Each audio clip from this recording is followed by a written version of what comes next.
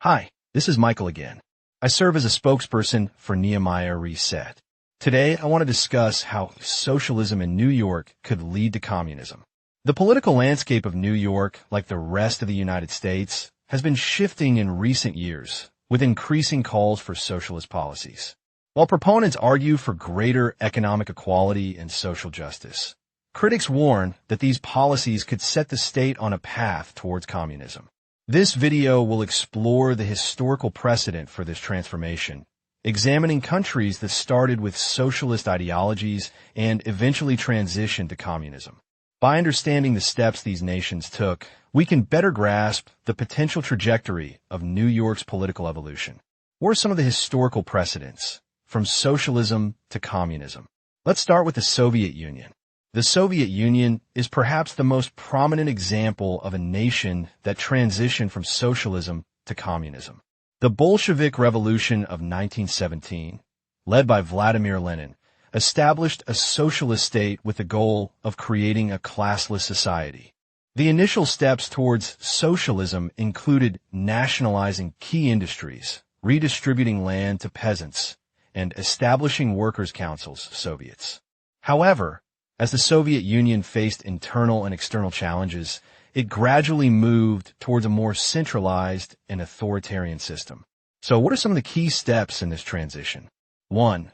Nationalization of industries. The Bolsheviks nationalized banks, factories, and other key industries to eliminate private ownership and control. 2. Collectivization of agriculture. Stalin's forced collectivization of agriculture in the late 1920s aimed to increase productivity and support industrialization, but led to widespread famine and resistance. 3. Central planning. The introduction of 5-year plans allowed the state to control and direct economic activities, eliminating market mechanisms. 4.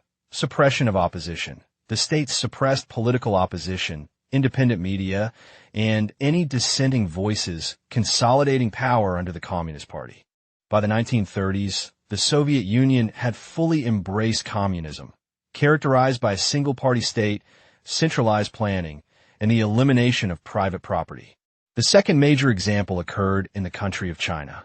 China's transition from socialism to communism followed a similar pattern, albeit with its own unique characteristics. The Chinese Communist Party, CCP, led by Mao Zedong, gained control of the country in 1949 after a prolonged civil war. Initially, the CCP implemented socialist policies, including land reform and nationalization of industries. The key steps in China's transition to communism included the following. 1. Land reform. The CCP redistributed land from landlords to peasants, aiming to create a class of small, independent farmers. 2. Nationalization of industries.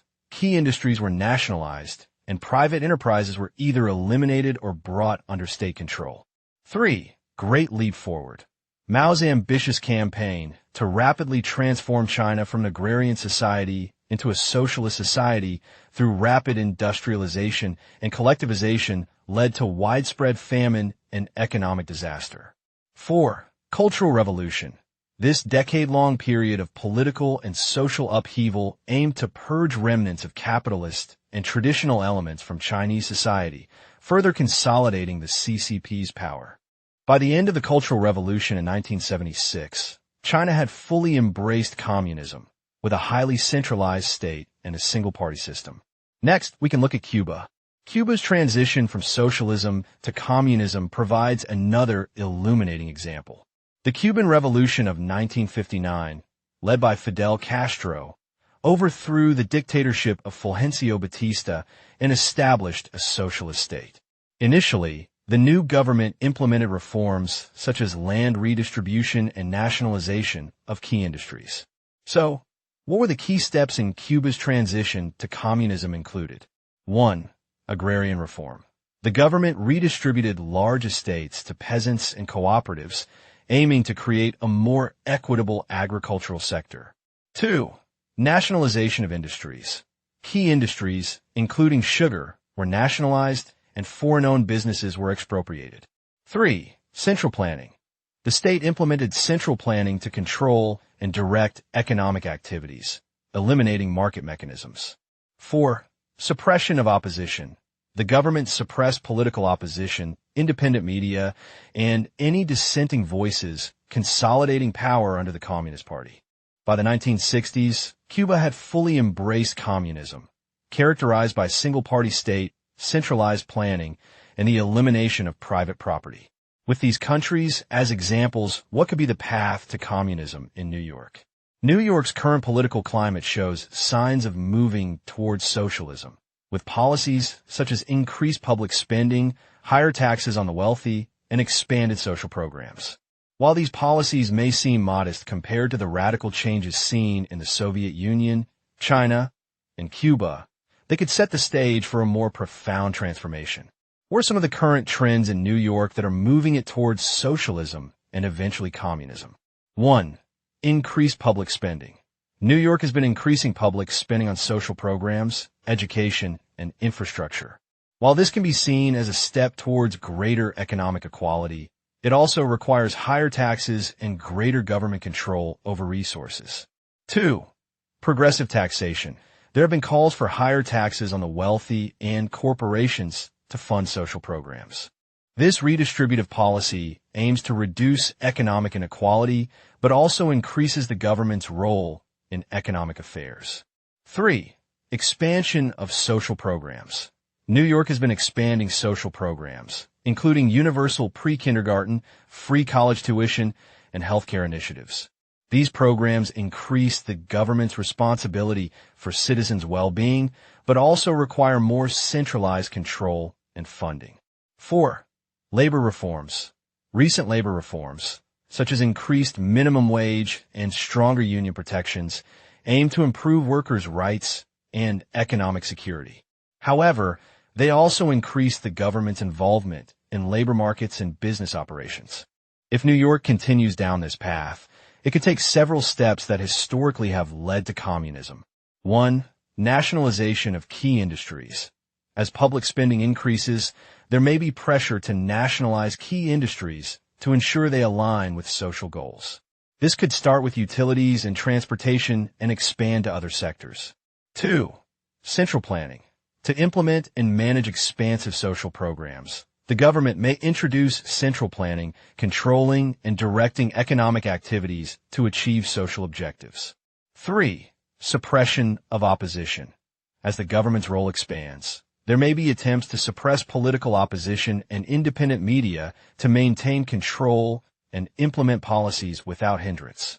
4. Collectivization of resources.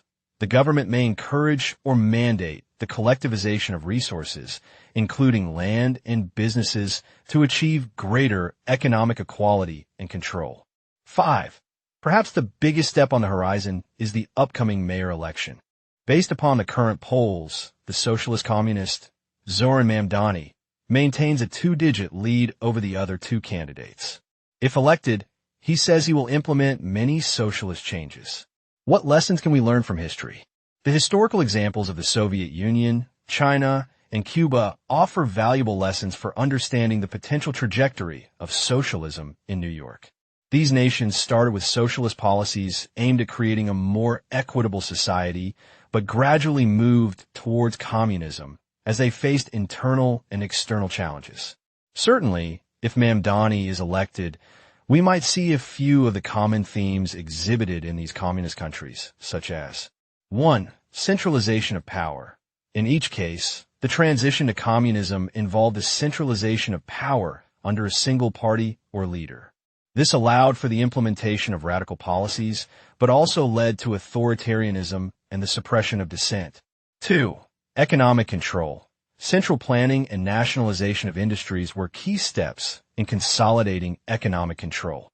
While these policies aimed to create a more equitable society, they often led to inefficiency and economic stagnation. 3. Ideological purges. Each nation underwent periods of ideological purges, where remnants of capitalist and traditional elements were eliminated. This further consolidated power and ensured compliance with communist ideals. In addition, if New York continues down the path of increased socialism, It could face similar challenges and outcomes of these communist countries such as 1. Economic inefficiency. Central planning and nationalization of industries could lead to economic inefficiency and stagnation, as seen in the Soviet Union and China. 2. Political authoritarianism. The centralization of power and suppression of opposition could result in political authoritarianism, limiting democratic freedoms and civil liberties. 3. Social unrest. Radical policies and ideological purges could lead to social unrest and resistance as citizens adapt to a more controlled and directed society. In conclusion, the introduction of socialism in New York, if carried forward, has the potential to lead to communism, following a path similar to that taken by the Soviet Union, China, and Cuba. By understanding the historical precedents and the steps these nations took, we can better anticipate the potential trajectory of New York's political evolution. While socialism aims to create a more equitable society, the historical record suggests that it can lead to centralization of power, economic control, and authoritarianism. As New York continues to implement socialist policies, it is crucial for citizens to remain vigilant and engaged in the political process. By understanding the potential outcomes and learning from historical examples, New Yorkers can shape their future and ensure that their state remains a beacon of freedom and opportunity. I hope this gives people an image of what might happen in New York if Zoran Mamdani is elected mayor. We pray that God will intervene and one of the other parties will be elected, but if not, I hope this video gives you an idea what might be on the horizon for New York and possibly the country if patriots are not vigilant.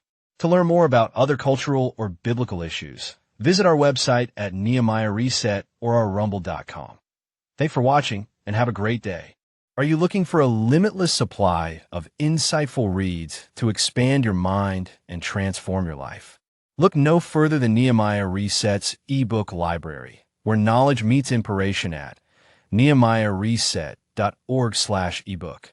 Go there today to discover a wealth of valuable resources to help you on your personal and professional journey to build a biblical worldview. Learn more about the Bible and how culture is impacting your worldview. Again, that the ebook library is located at nehemiahreset.org/ebook. Hope to see you soon. My name is Mark. I'm one of the spokespersons for Nehemiah Reset. The prior video was sponsored by Nehemiah Reset, a 501c3. Our mission is to assist Christians in developing a biblical worldview as it pertains to relevant cultural and biblical issues. We seek to inform Christ's followers, equip them, and mobilize them into action to vote for their biblical values and to actively engage in our culture. We are also committed to help Christians and non-believers to develop a better biblical view. Nehemiah Reset produces videos and ebooks to assist members of the church in developing a biblical worldview when it comes to cultural issues. We produce videos on key topics like public school indoctrination, the woke agenda, sex education, equity and inclusion, climate change, immigration, religious freedom, and much, much more. To learn more about Nehemiah Reset or to watch our latest videos, go to our website at nehemiahreset.org or our rumble.com channel. We produce 2 to 3 videos every week. To get a weekly list of our latest videos, sign up for our weekly newsletter by going to nehemiahreset.org/email and subscribe. You can support our website by liking our videos, subscribing to our channels, or helping us reach more people through tax-exempt donations. Thanks for your help in growing God's kingdom and bringing more people to Christ. Thank you for your support and help. Come back again soon. Have a great day.